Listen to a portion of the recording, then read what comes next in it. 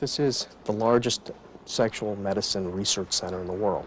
This is the Mayo Clinic. This is the toy store. A place financed largely by drug companies, dedicated to eradicating erectile dysfunction. And you suffer from erectile dysfunction?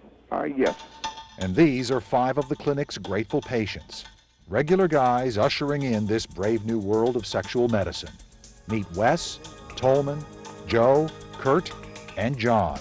Do you guys even know sometimes what it is that they're giving you? I have no idea. I just signed the dotted line, say I'll be a guinea pig and go for it. Okay, give it. John Britton is a 51-year-old athletics instructor who developed erectile dysfunction after he was diagnosed with diabetes. I know, but you're not getting it up. That's the problem I have.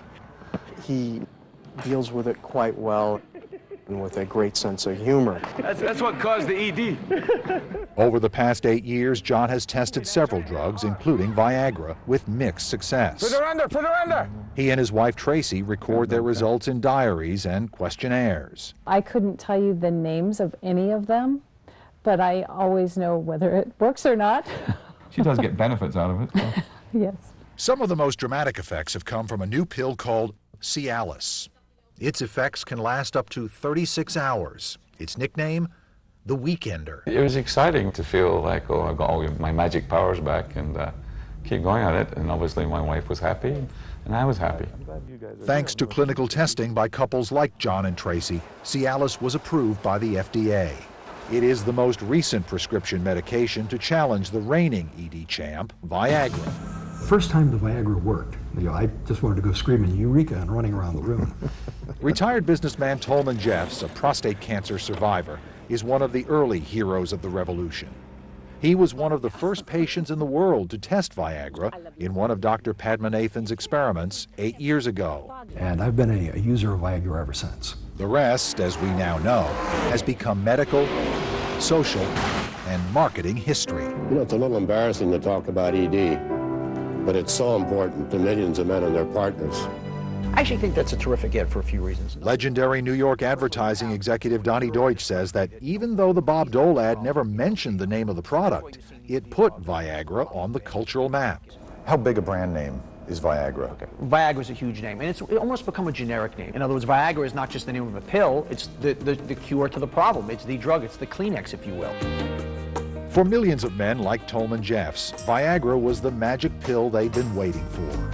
But the magic doesn't work for everyone. And according to the pharmaceutical industry, there are roughly 25 million men not taking Viagra who could benefit from some form of ED treatment. It's new. And so now more than a dozen other companies are rushing in to tap into that multi-billion-dollar market. 4 of the men we talked to have tried this new pill called Levitra, including 61-year-old Joseph Anzalo, who developed ED when he got diabetes. I think if I had to purchase one of the products, I would purchase Levitra. It's new Levitra. On the market since September 2003, Levitra is very similar to Viagra, but the ads have come a long way since the Bob Dole days. This one features a younger, average Joe. Sometimes you need a little help staying in the game. Who just needs a little help with his aim. You really don't have to be Fellini to figure out what's going on here. All I'm missing is the train going through the tunnel. That ad, with all of its Freudian implications, says everything you need to know about where the male sexual revolution is heading.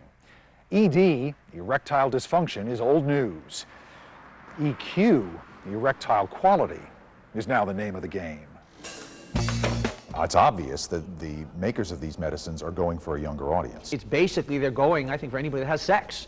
But you know that the drug companies, and in fact a lot of the doctors who prescribe this medication, say it's not for enhancement, it's for guys who've got a serious problem. I think there are a lot of other guys that are using this way beyond erectile dysfunction, and I think the drug companies are quite happy about that. Are you saying that this is now like toothpaste or deodorant in which the advertisers create a need that may not entirely be there? Well, this is a great product. In certain cases, solving problems for men, and in other cases, it seems to making life better for men.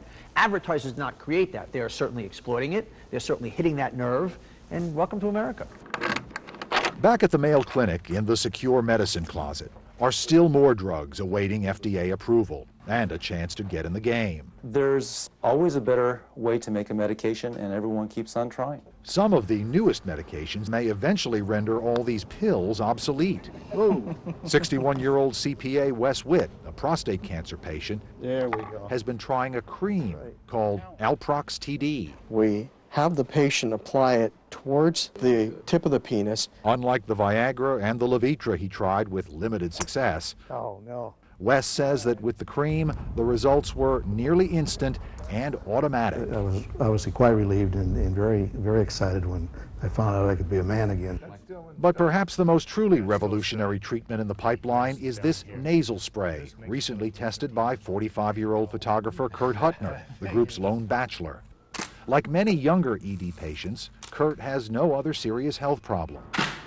How did this drug make you feel? It made the process of getting an erection feel like you're a 15-year-old boy again. The spray is called PT-141, and unlike the other medicines, which operate on the penis itself, this one works on the area of the brain that triggers erections to begin with. It helped the libido, so you had the urge and desire to get active and get things going again.